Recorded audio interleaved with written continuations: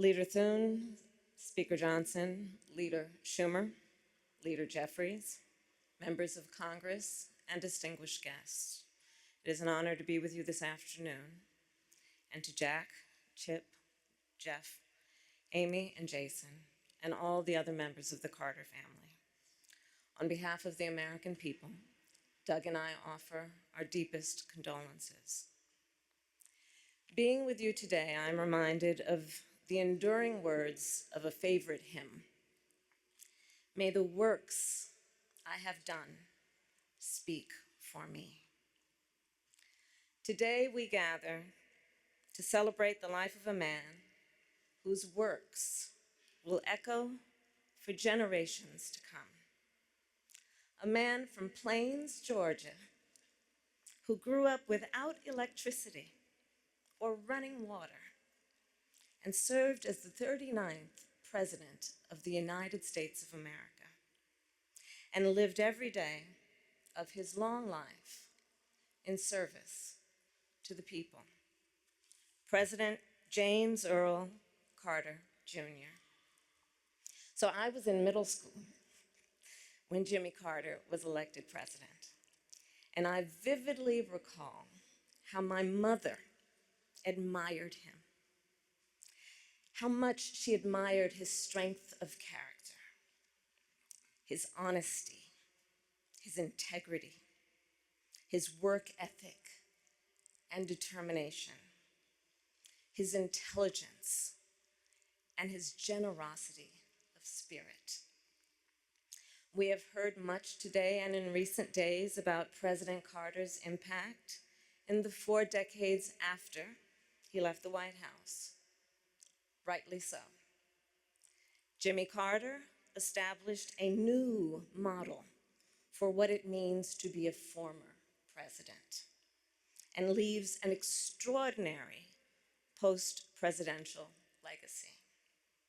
From founding the Carter Center, which has helped advance global human rights and alleviate human suffering, to his public health work in Latin America and Africa, to his tireless advocacy for peace and democracy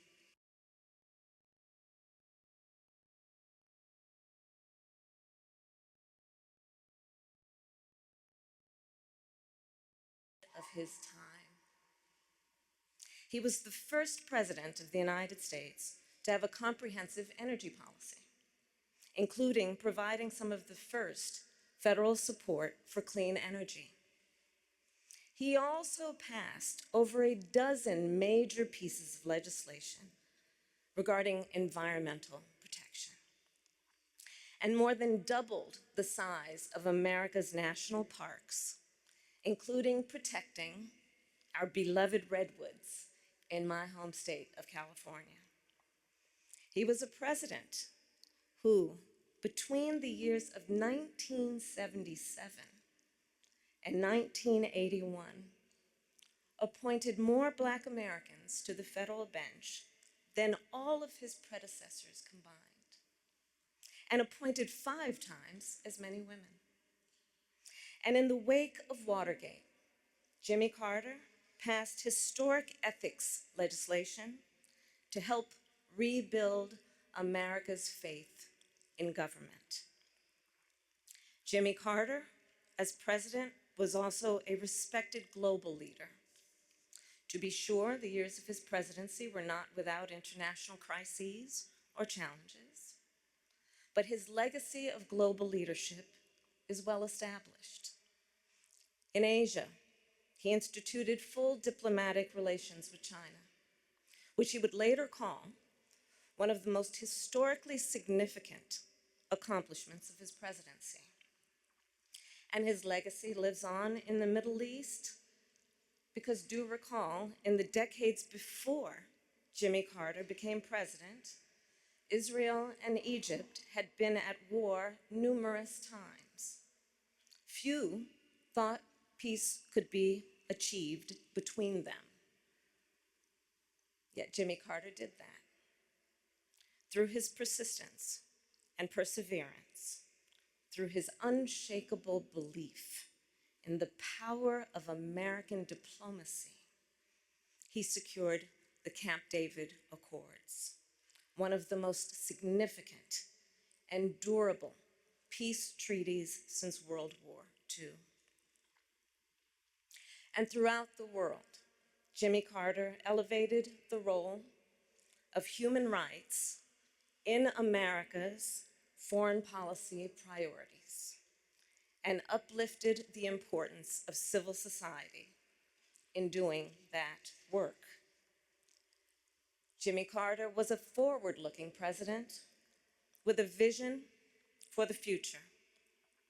Consider his establishment of the Department of Energy in 1977, which anticipated the central role it would play in addressing the climate crisis.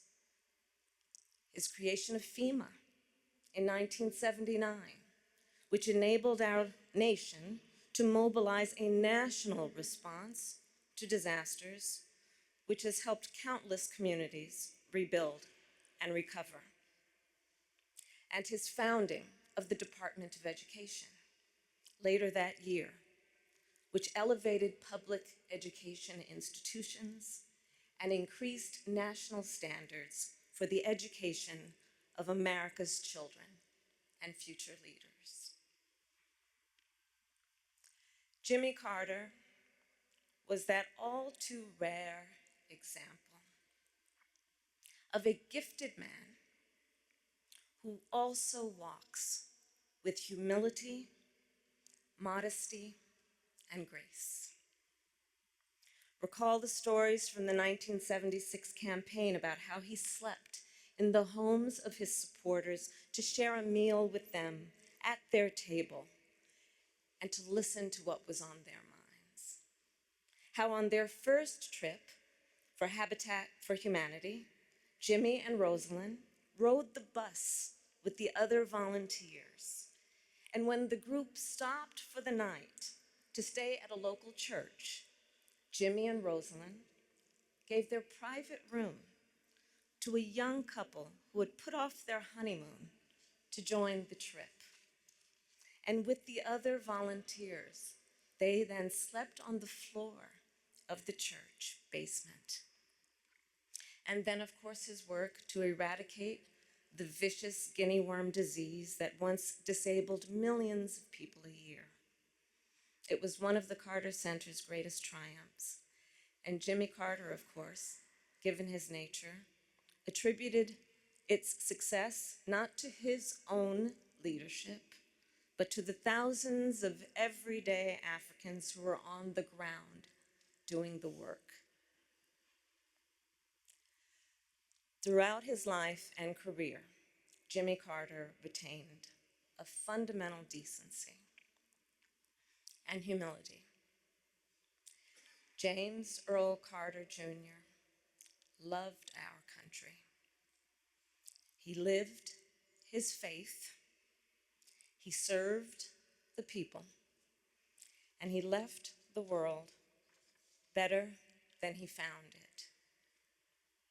And in the end, Jimmy Carter's work and those works speak for him, louder than any tribute we can offer. May his life be a lesson for the ages and a beacon for the future. May God bless President Jimmy Carter, and may God bless the United States of America.